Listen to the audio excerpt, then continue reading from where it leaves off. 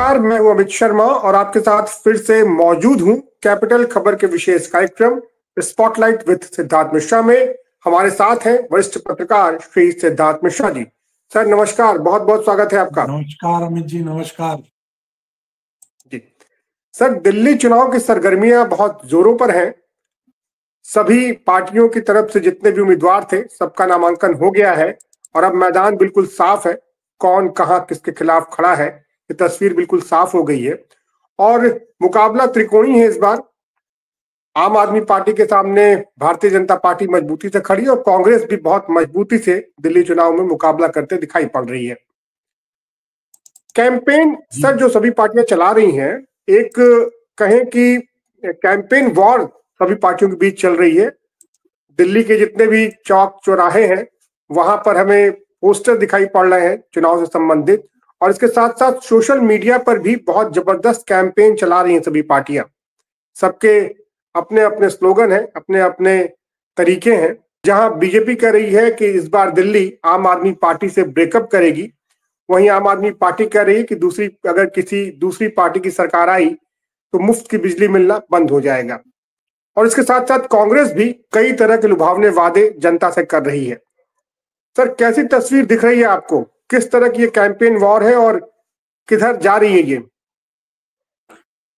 अमित जी, एक इस पे चर्चा करने के पहले कई बार क्या होता है, जब कोई अच्छे संबंध बनते हैं तो संबंध के साथ समय कैसे बीत जाता लोगों को याद ही नहीं रहता। तो आज ये जो स्पॉटलाइट विद सिद्धार्थ मिश्रा कार्यक्रम आपने शुरू किया कैपिटल खबर चैनल पे, आज उसका ये 50वां एपिसोड है और ये समय कैसे निकल गया हम लोगों को पता भी नहीं चला। और हम लोगों ने इस पर दिल्ली पर हमने काफी वीडियोस किए हैं। और जब आज मैं आज की तैयारी में कर रहा था, मैं कुछ पिछले वीडियोस को देख रहा था, तो अचानक मुझे ये रियलाइज हुआ कि आज हम जो एपिसोड करने जा रहे हैं ये हमारे आपके बीच में ये 50वां एपिसोड है। तो मैं ये कह सकता हूँ happy golden jubilee to you. बिल्कुल सर, बिल्कुल गोल्डन जुबली है हम इस कार्यक्रम की।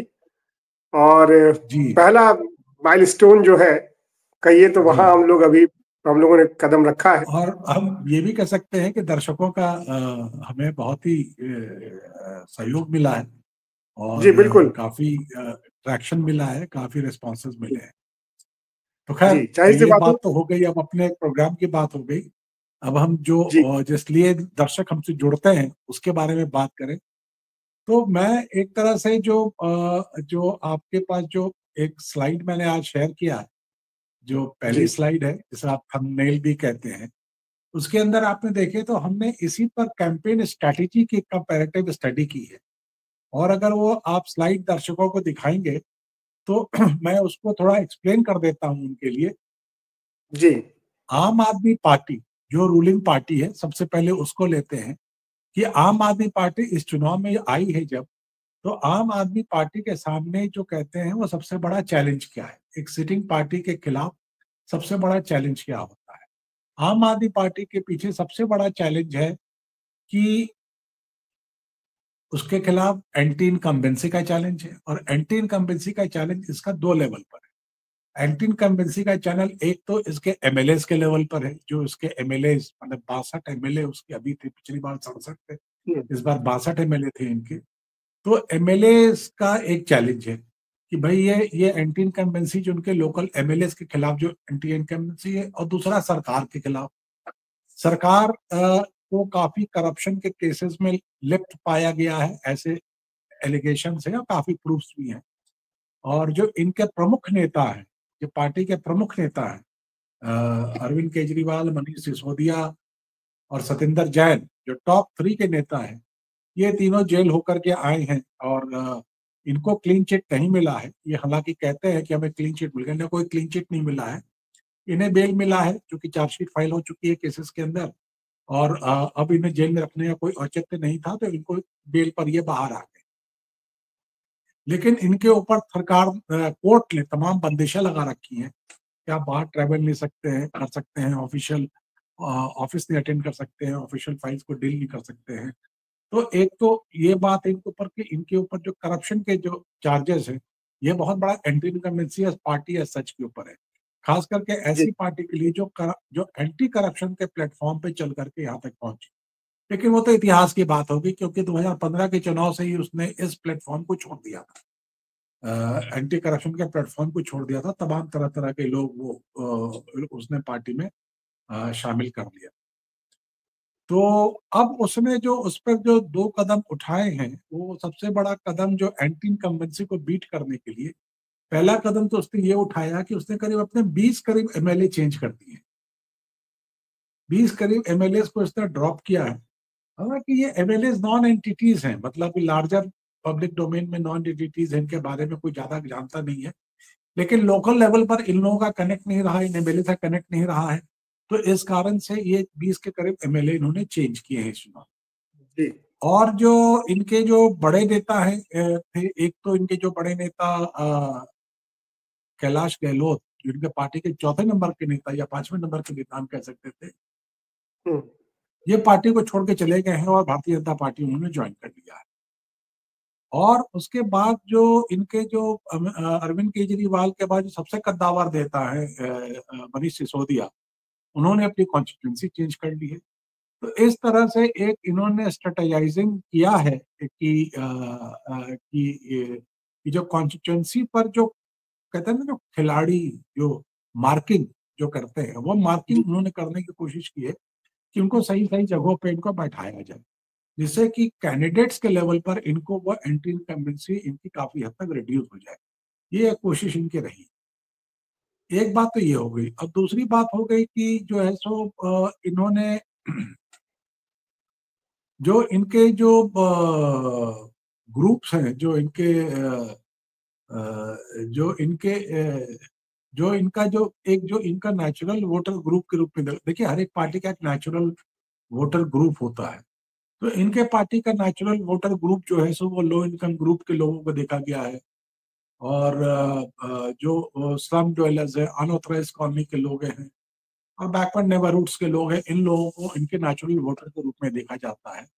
और इन लोगों को इन्होंने खास करके टारगेट किया है और पिछले 10 सालों में, और इनको जो सब्सिडीज, जो पावर और वाटर की जो सब्सिडी दी गई है, और इसके बेनिफिशियरी जो मिडिल क्लास कॉलोनी और हायर मिडिल क्लास कॉलोनी के लोग भी रहे हैं। इस मुगालते मत रहिएगा कि सिर्फ इनको ही मिला है, क्योंकि जैसे हम लोगों ने पिछले एपिसोड्स में भी डिस्कस किया है कि करीब 30-35 सीटें ऐसी हैं जहां पर कि बीजेपी के नेचुरल वोटर्स हैं, जो नरेंद्र मोदी जी के लिए वोट डालते हैं लोकसभा चुनाव में, लेकिन विधानसभा चुनाव में वो अरविंद केजरीवाल के लिए वोट डालते हैं, क्योंकि उनको ये बेनिफिट, बिजली और पानी का जो जीरो बिजली जीरो पानी का जो बिल का बेनिफिट है वो आता है।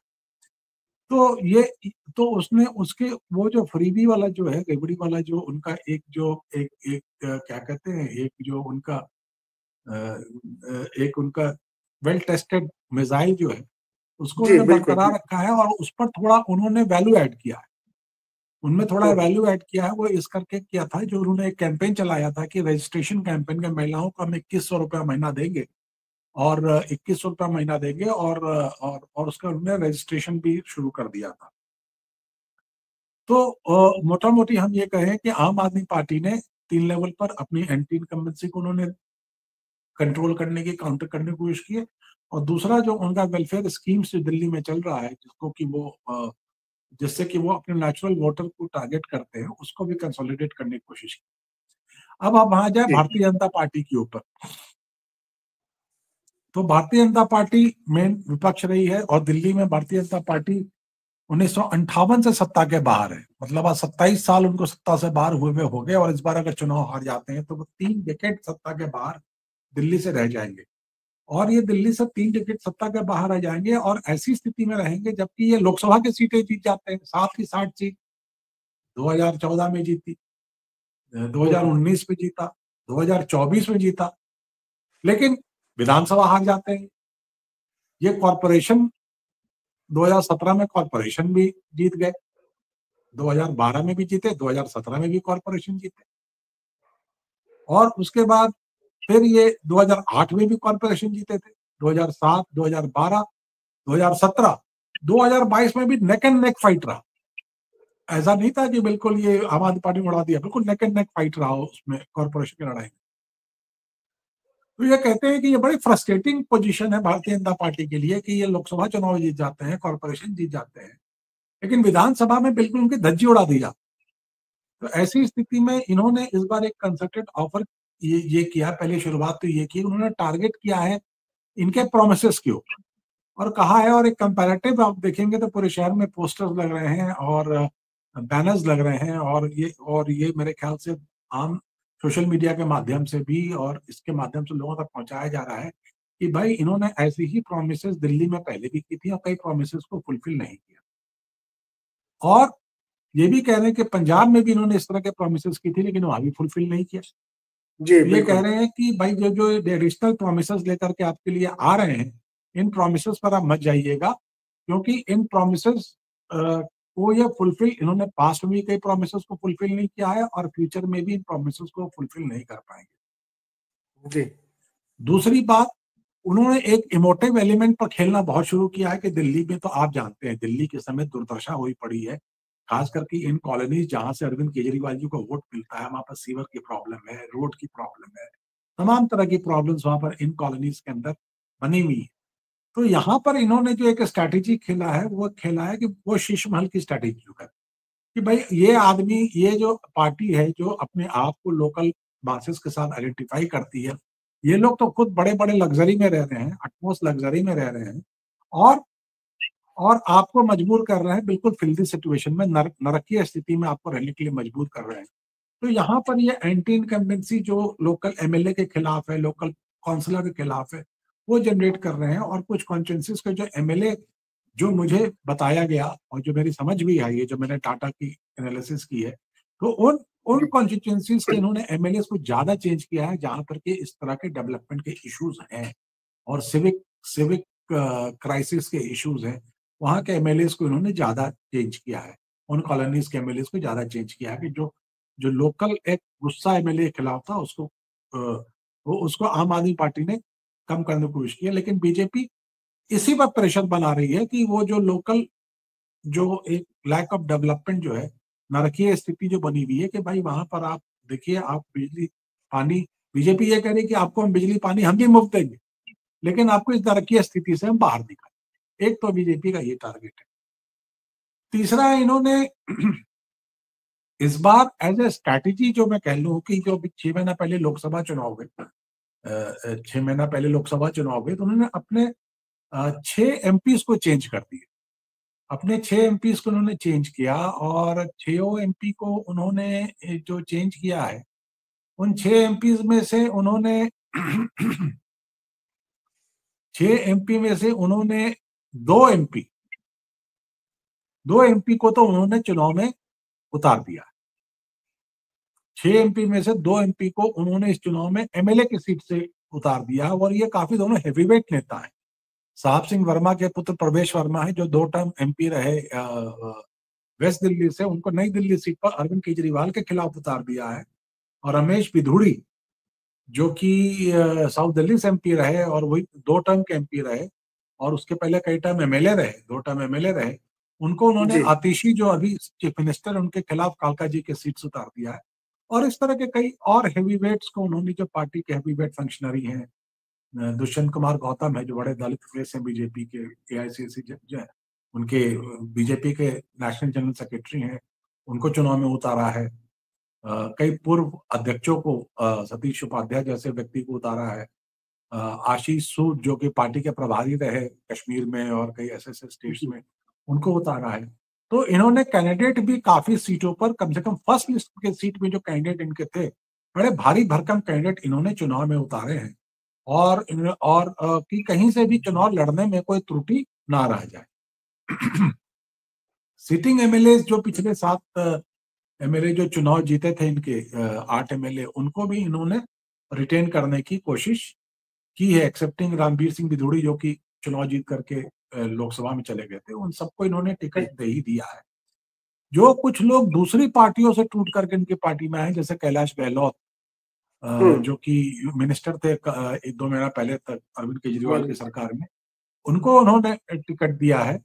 अरविंदर सिंह लवली जो कि शीला जी के कैबिनेट में 2 टर्म मिनिस्टर रहे और अच्छे भारी भरकम नेता माने जाते हैं, उनको टिकट दिया है।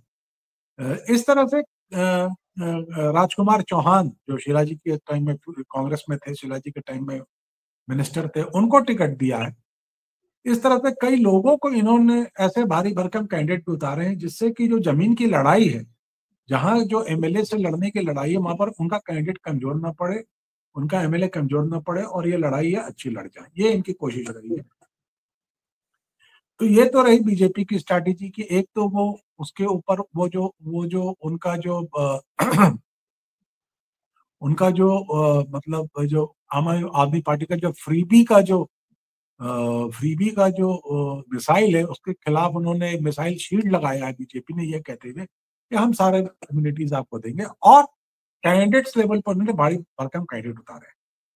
अब हम आ जाए, चूंकि अब इसको अब त्रिकोणीय लड़ाई मान रहे हैं और वाकई दिख भी रहा है कि कांग्रेस पार्टी भी इस बार पिछले पिछले बार के मुकाबले में ज्यादा मजबूती से इस चुनाव में लड़ रही है, तो इस बार दिख भी रहा है। तो एक जो खास बात दिखी है कि कांग्रेस पार्टी ने काफी नए चेहरों को मौका दिया है, हालांकि कुछ पुराने चेहरे, भारी भरकम चेहरों को भी मौका दिया है। जी जैसे कि संदीप दीक्षित लड़ रहे हैं नई दिल्ली कॉन्स्टिट्यूंसी अरविंद केजरीवाल के खिलाफ, देवेंद्र यादव जो पार्टी के अध्यक्ष हैं, कई टर्म के एमएलए थे, वो लड़ रहे हैं, हारून यूसुफ लड़ रहे हैं, जय किशन कई टर्म के एमएलए थे उनके, वो लड़ रहे हैं। तो ऐसे जी कई लोग को उन्होंने टिकट दिया है कुछ पर, लेकिन कई नई चेहरों को भी उन्होंने चुनाव में उतारा है। जो कुछ डूसू के लीडर रहे, जैसे रागिनी नायक, डूसू की अच्छी लीडर रही, डूसू की अच्छी ऑफिस बेरर, डूसू मतलब दिल्ली यूनिवर्सिटी स्टूडेंट्स यूनियन, बिल्कुल उसको जी। टिकट दिया है। एक इस तरह के काफी, अलका लांबा जो पार्टी की अच्छी फंक्शनरी रही, एमएलए थी, बीच में पार्टी छोड़ के चली गई थी, उनको टिकट दिया है। तो कई ऐसे लोगों को उन्होंने टिकट दिया है जो लोग जिन लोगों की अपने लोकेलिटी में, लोकल कॉन्स्टिट्यूंसीज में एक पकड़ है, एक प्रेजेंस है, और उनका एक लोकल इमेज है, तो उसके ऊपर वो चुनाव लड़ने की कोशिश कांग्रेस पार्टी इस इलेक्शन में कैंडिडेट लेवल पर ये कर रही है कि भाई एंटी इनकम्बेंसी से लोग जब उनसे ऊब चुके हैं, आम आदमी पार्टी कैंडिडेट से ऊब चुके हैं, बीजेपी से भी कुछ ऊब चुके हैं, तो चलो कांग्रेस पार्टी उनको कैंडिडेट का ऑप्शन दे रही है। इसके जी अलावा कांग्रेस ने जो कैंपेन जो किया है, वो बड़ी बड़ी रैलीज के बजाय, हालांकि एक रैली राहुल गांधी ने की है और कल परसों में फिर वो 2-3 रैली करेंगे दिल्ली में, लेकिन पदयात्रा पे वो ज्यादा विश्वास रख रहे हैं। और उनका जो कैंपेन जो है, खास करके कांग्रेस पार्टी का कैंपेन जो है, वो डोर टू डोर कैंपेन में ज्यादा चल रहा है। उनकी कोशिश ये है कांग्रेस पार्टी के कैंपेन की कि वे ज्यादा से ज्यादा लोगों को टच कर सके, ज्यादा से ज्यादा वोटर तक पहुंच सके, कि वोटर के मन में अगर कोई असमंजस है कि किसको वोट दिया जाए, और एक बार अगर उसने कांग्रेस के कैंडिडेट का चेहरा देख लिया तो शायद उसको वोट दे दे। तो वो इस स्ट्रैटेजी के साथ खेल रहे हैं। इसके अलावा वो जो बीजेपी और आम आदमी पार्टी के जो कैंडिडेट्स हैं, उनको वो इंडिविजुअली टेक ऑन भी कर रहे हैं। जैसे कि संदीप दीक्षित अरविंद केजरीवाल पे तो अटैक कर ही रहे हैं, वो परवेज वर्मा पे भी अटैक कर रहे हैं, वो कह रहे हैं कि इन्होंने जूते बांटे, साड़ियां बांटी। तो कहीं से भी वो दोनों से अपने आप को इक्विट डिस्टेंस करके इस चुनाव में चल रहे हैं। और देखना है कि कांग्रेस पार्टी किस हद तक अपने जो, अभी तो वो पिछले चुनाव में बिल्कुल 4% वोट पर घट के चली गई थी। जी बिल्कुल हालांकि उसने अपने आप को रिवाइव किया था, लास्ट कॉर्पोरेशन चुनाव में 12% तक वोट खींच करके वापस लाई थी। और अगर वो कुछ और वोट कितना खींच पाती है, 12% से और ऊपर खींच पाती है क्या वोट शेयर को, तो ये देखने वाली बात है। जी तो कांग्रेस, और ये स्ट्रैटेजी, ये तीनों पार्टी की ये 3 स्ट्रैटेजीज हैं जिसको मैंने आपसे डिटेल में अभी शेयर किया। जी। सर, आम आदमी पार्टी की तरफ से जहां अरविंद केजरीवाल सीएम पद का चेहरा बने हुए हैं, और वो सवाल भी पूछ रहे हैं कि इन कांग्रेस ने और बीजेपी ने अब तक किसी को सीएम कैंडिडेट के तौर पर प्रेजेंट नहीं किया है, बल्कि अगर हम कहें तो बीजेपी जो है, वो जो उसकी कैंपेन चल रही है, उसमें प्रधानमंत्री मोदी के चेहरे को ही आगे कर रही है। इस स्ट्रेटजी को कैसे देखते हैं आप? देखिए, ये जो मुख्यमंत्री का चेहरा वाला जो इशू चला था, मुख्यमंत्री के चेहरे वाला इशू चला था, ये आज से करीब 5-7 दिन पहले अरविंद केजरीवाल इसको लेकर के, इस मुद्दे को जी लेकर के आए थे कि भाई हमारा कैंडिडेट तो ये होगा, तो इसको लेकिन बीजेपी ने काउंटर किया और कांग्रेस ने भी काउंटर किया। अलका लांबा ने कहा अपने कॉन्स्टिट्यूंसी में वो आतिशी के खिलाफ लड़ रही हैं, तो उन्होंने कहा कि जी ये कैसे वुमेन एम्पावरमेंट की बात करते हैं, वुमेन को पैसा देने की बात करती है लेकिन वुमेन मुख्यमंत्री को हटाने की बात कर रहे हैं। क्योंकि वो कह रहे हैं कि चूंकि अरविंद केजरीवाल के ऊपर कानूनी इतने बंदिशें लगी हुई हैं कि वो मुख्यमंत्री की टिकट कि मुख्यमंत्री का शपथ ग्रहण में उनको समस्या होगी और एक महिला मुख्यमंत्री है, उसको हटाने की अभी से बात कर रहे हैं। तो वो एक थोड़ा काउंटर प्रोडक्टिव होता हुआ आम आदमी पार्टी को देखा, तो उसके बारे में आम आदमी पार्टी ने भी बात करना बंद कर दिया है। जी कांग्रेस ने और बीजेपी ने, जैसे मैंने कहा कि बीजेपी ने और कांग्रेस ने दोनों ने अपनी अपनी कॉन्स्टिट्यूंसीज में काफी हद तक कैंडिडेट्स, भारी भरकम कैंडिडेट्स, लोकल रूट्स पकड़ वाले कैंडिडेट्स के ऊपर अपने आप को, अपनी स्ट्रैटेजी को उन्होंने बनाया है, जिससे कि ये इशू जो हुई थी चीफ मिनिस्टरियल फेज, कौन होगा चीफ मिनिस्टर, जी वो एक इशू तो काफी हद तक मेरे ख्याल से कंट्रोल में आया है। लेकिन बीजेपी के साथ वो प्रॉब्लम है, बीजेपी जी के साथ वो प्रॉब्लम है क्योंकि बीजेपी के पास जो लोकल कैंडिडेट्स हैं और जो उनका लोकल पार्टी अध्यक्ष जो है, वो ऐसे कैरिस्मेटिक फेसेस नहीं है। जी जो नॉन फेस है रमेश बिधूड़ी, वो तो कहीं से भी कैरिस्मेटिक नहीं है, उनका तो काउंटर प्रोडक्टिव है फेस।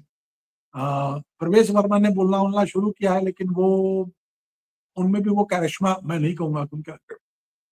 तो वो कैरिश्मा की जो बात है, चुनाव में, स्ट्रैटेजी में, कैंपेन में कैरिश्मा का भी बहुत रोल होता है।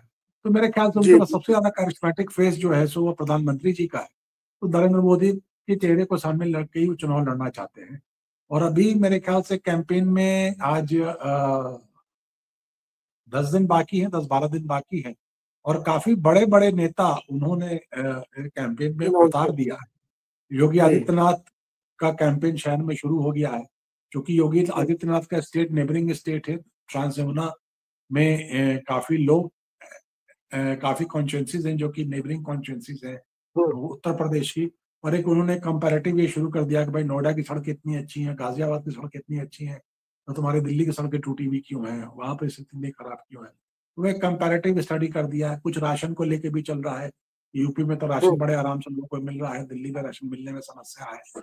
तो वो उस तरह की एक अंडर करंट योगी आदित्यनाथ के आने के बाद से ये एक इन इन चीजों पर काम होना शुरू हो गया है। योगी जी आदित्यनाथ को ये ऐसी जगहों पे भी ले जा रहे हैं जहां पर कि जो जो मैं कहता हूँ जो नेचुरल बीजेपी वोटर है, जो कहीं ना हम्म, कहीं से संघ के प्रति भी सिंपैथी रखता है, बीजेपी के प्रति भी सिंपैथी रहता है, और लोकसभा चुनाव में वो वोट भी डालता है बीजेपी को, लेकिन ये विधानसभा चुनाव में वो केजरीवाल के साथ चला जाता है। तो ऐसी कॉन्स्टिट्यूंसीज में भी, जैसे कि ये जनकपुरी कॉन्स्टिट्यूंसी में, जो कि पश्चिमी दिल्ली का इलाका है, पंजाबी बहुल इलाका है, अगल बगल के कॉन्स्टिट्यूंसीज भी जो उनकी हैं सब पंजाबी सरदार बहुल है या कहीं पर वैश्य है, तो वहां पर भी योगी आदित्यनाथ का कार्यक्रम रखाया है। योगी आदित्यनाथ जो हिंदुत्व के भाषा जो करते हैं, जो वो संघ के ग्रामर को यूज करते हैं, उसका भी कुछ असर इन जो बीजेपी के नेचुरल वोटर्स जो हैं उनके पीछे पड़े। जी योगी आदित्यनाथ का जो स्ट्राइक रेट कहें हम, वो हरियाणा में और महाराष्ट्र में काफी अच्छा रहा है, जहां वो बीजेपी की तरफ से कैंपेन करने गए थे। तो अमित जी, कांग्रेस की तरफ एक से। चीज मैं आपसे, जी एक स्लाइड मैंने आज बनाया, मैं आपसे मैं शेयर करना चाहता हूं, और उस जी स्लाइड को बिल्कुल अगर बिल्कुल। आप स्क्रीन पे शेयर करेंगे, तो जी मैंने एक इशू उठाया, कॉम्पिटिटिव वेलफेयरिज्म। ये तीनों पार्टियों ने, जैसे हमने शुरुआत में ही कहा था कि एक दूसरे को काउंटर के लिए वेलफेयर स्कीम ले आई है। तो मेरे ख्याल से हम लोगों को एक बार, आज जो हम जब ये कैंपेन की बात कर रहे हैं, डिफरेंट स्ट्रैटेजीज की बात कर रहे हैं, तो एक बार हमें वो कौन क्या क्या दे रहा है इस पे नजर डालना चाहिए। जी जरूर, तो बिल्कुल जैसे कि बिल्कुल। आम आदमी पार्टी जो है वो free power up to 200 units और वाटर और मोहल्ला हम्म, क्लिनिक, ये तो पहले से ही दे रही है। उसके बाद में संजीवनी योजना की बात की, free treatment for elderly citizen over 60 years of age at both government and private hospitals. तो वो कम्पिटिटिव योजना है कि चूंकि आयुष्मान भारत योजना 70 साल के ऊपर के बुजुर्गों को दिया जाता, तो ये कहते हैं 60 साल, हम्म, ये 60 साल कह रहे हैं। और केजरीवाल ने एक जगह ये भी कहा था कि भाई हम तो सबको देंगे, गरीब क्या होता है और अमीर क्या होता है, हम तो किसी के पास मर्सिडीज है तो उसको भी हम फ्री ट्रीटमेंट देंगे। खैर अब उसको कितना इम्प्लीमेंट कर पाएगा, कितना प्रैक्टिकल है, ये तो समय बताएगा। तीसरा इन्होंने जो है सो जो कहा है कि वो जो औरतों के लिए इन्होंने जो महिला सम्मान योजना जो कह 2100 रुपए का, जिसमें हजार हजार रुपए उन्होंने रजिस्ट्रेशन भी करने की कोशिश की थी। तो ये तो अरविंद केजरीवाल जी के 3 मेन ये हैं, प्लस उसके अलावा बसों में फ्री राइड जो महिलाओं को चल रही है वो चल रही है। बीजेपी ने जो अपने जो स्ट्रैटेजी बनाई है और कम्पिटिटिव वेलफेयरिज्म में, वो उन्होंने तो एक कहा है कि जो continuation of existing welfare schemes and grant to eligible women residents, उन्होंने कहा है कि ये जो चलती रही है जो, और उन्होंने ये भी बीजेपी ने ये कहा है कि ये जो महिला पेंशन वगैरह पहले से ये स्कीम रही है और जो कई महीनों से इन्होंने पेमेंट नहीं किया है, हम उनको बरकरार रखेंगे और उनको रादर रिवाइव करेंगे और री एनर्जाइज करेंगे कि आप सबको मिलना शुरू हो जाए। तो एक तरह से रीएश्योर करना शुरू चाहा है इन्होंने अपने वोटर्स को कि आपको ये पैसे मिलेंगे, आप इसके बारे में बिल्कुल निश्चिंत रहें। और अरविंद केजरीवाल जी रोज सुबह में अब जब बीजेपी कहीं ना कहीं ये हर्ट कर रही है अरविंद केजरीवाल को, तो रोज सुबह वो कुछ सगुफा लेकर के निकलते हैं, एक कुछ नया स्कीम अनाउंस कर देते हैं और शाम को फिर जो कहते हैं कि वो एक रोना रोते हैं कि बीजेपी ये स्कीम्स को विड्रॉ कर लेगी, इनको वापस कर लेगी, ये कर लेगी। तीसरे चीज जो बीजेपी ने कहा है वो गैस सिलेंडर्स की बात की है कि 500 रुपए की सब्सिडी गैस सिलेंडर्स के ऊपर देंगे और होली दिवाली में एक गैस सिलेंडर फ्री देंगे और प्रेग्नेंट महिलाओं को 21,000 रुपए वो पैसे देंगे, मतलब प्रेग्नेंट महिलाओं को 21,000 रुपए वो देंगे। तो ये बीजेपी की कम्पिटिटिव वेलफेयरिज्म की स्कीम है। कांग्रेस भी कहीं पीछे नहीं है, क्योंकि कांग्रेस ने भी जो और उन्होंने केजरीवाल के ऊपर बढ़कर के बात की है, कहा है कि अगर आप 200 यूनिट बिजली फ्री देते हो तो हम 300 यूनिट बिजली फ्री देंगे। ये उन्होंने कांग्रेस ने कहा है और फिर ये भी कहा है कि एलपीजी सिलेंडर 500 रुपए में, ये जो बीजेपी ने भी कहा है। और महिलाओं के लिए केजरीवाल ने 2100 रुपए की बात की थी, उन्होंने 2500 रुपए महीने की बात की। हम 2500 रुपए महीना हम पेंशन देंगे और थ्रू प्यारी बहना योजना और हेल्थ इंश्योरेंस, उन्होंने कहा है कि हर एक सिटीजन को हम 25 लाख रुपए तक का हेल्थ इंश्योरेंस देंगे, जिससे कि अगर कभी आपको कभी कोई जरूरत पड़ी तो आपको 25 लाख रुपए तक का कवरेज मिलेगा। ये कांग्रेस की जो है प्यारी दीदी योजना और ये हेल्थ योजना वगैरह। तो मेरे ख्याल से हमें ये जरूरी था कि हर एक पार्टी वोटर को पार्टी दे रही है, हर एक पार्टी वोटर को पार्टी दे रही है कि मैं तुम्हें ये दूंगा, तुम हमारे पास आओ, हमारे पास आओ, हमारे पास। ये कम्पिटिटिव वेलफेयरिज्म का हम इनको नाम दे सकते हैं। तो आज के बातचीत में हम लोगों ने दोनों ही बातें कर ली कि कैसे कैंडिडेट के लेवल पर और एंटी को उन्होंने फाइट कर रहे हैं, और दूसरा ये फ्रीबीज और वेलफेयरिज्म स्कीम्स की बातें कर रहे हैं। हालांकि बीजेपी ने अपने घोषणा पत्र में ये भी मेंशन किया है कि हम एसआईटी बनाएंगे, स्पेशल इन्वेस्टिगेशन टीम, और करप्शन के जितने केसेस हुए हैं उन पर हम धावा बोलेंगे। तो वो मतलब कि करप्शन जो अरविंद केजरीवाल के खिलाफ जो करप्शन के चार्जेस हैं, बीजेपी उनको छोड़ने को तैयार नहीं है और उस पर वो कैंपेन को आगे और तेज करेगी, ऐसा मुझे लगता है। जी चलिए सर, बहुत बहुत धन्यवाद, आज आपने समय दिया और किस तरह से कैंपेन चल रहा है, और खासकर जो दिल्ली में मुफ्त की रेवड़ियां बांटी जा रही हैं और किसकी, जैसे हमने ऐड देखते थे कि मेरी कमीज, किसकी कमीज ज्यादा सफेद, उसी तरह से किसकी रेवड़ी ज्यादा मीठी, एक तरह से कहें कि ये जुमला दिल्ली में चल रहा है और सभी पार्टियां अपनी अपनी रेवड़ी लेकर के जनता के बीच है। अब देखना है जनता किस पर भरोसा करती है और किसकी रेवड़ी को ज्यादा मीठा बताती है। सर बहुत बहुत धन्यवाद, आज आप जुड़े हमसे, और हमारे दर्शकों का भी बहुत बहुत धन्यवाद। आज इस हमारे 50वें एपिसोड के सफर में आपने हमारा पूरा साथ दिया, और अगर हम कहें तो सर ये दर्शकों का ही प्यार है, उनका ही स्नेह है कि हमारे ये सफर जारी है। हमने एक छोटी सी शुरुआत की थी और जैसे जैसे दर्शकों का प्यार और स्नेह हमें मिलता गया, तो ये सफर हमारा चलता रहा, और जिस तरह से सबका प्यार मिल रहा है तो उम्मीद है कि ऐसे ही माइलस्टोन हम और अभी हासिल करते जाएंगे। जी, तो सबका फिर से बहुत बहुत धन्यवाद। आज इस 50वें एपिसोड पर के लिए आपका हृदय से धन्यवाद है, हृदय से आभार है। अपना साथ ऐसे ही बनाए रखिए हमें, और यूं ही हमारे साथ जुड़े रहिए।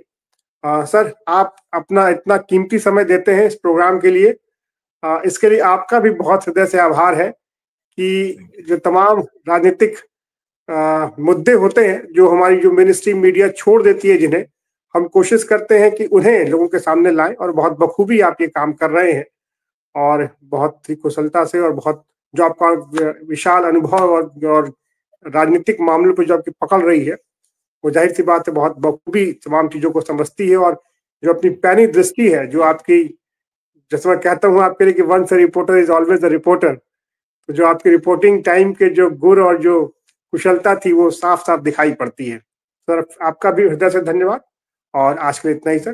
धन्यवाद, नमस्कार।